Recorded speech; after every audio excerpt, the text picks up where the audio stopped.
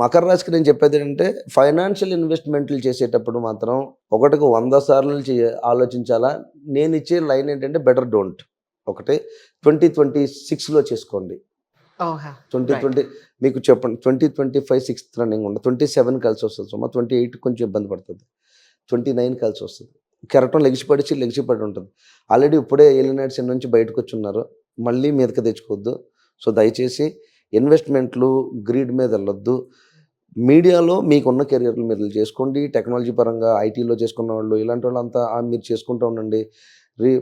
Wait for your time. 26th మీ time అండి. 28 మీ టైం అండి. 27 మళ్ళీ 8th హౌస్ రాహు జూపిటర్ వస్తాడు. సో అది లేదని చెప్పను కానీ this is one thing. So కొంచెం జాగ్రత్తగా చేసుకోవడం best. Your time certainly begins from 28 actually. 28 నుంచి మంచి రోజులు వస్తాయి. ఇప్పుడు కాకపోతే మకరానికి నేను చెప్పేది ఏంటంటే వన్ థింగ్ చెప్పవచ్చు.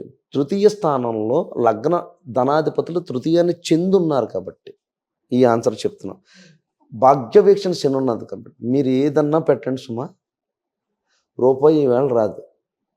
ఇది గుర్తుపెట్టుకోవాలి. It will take time.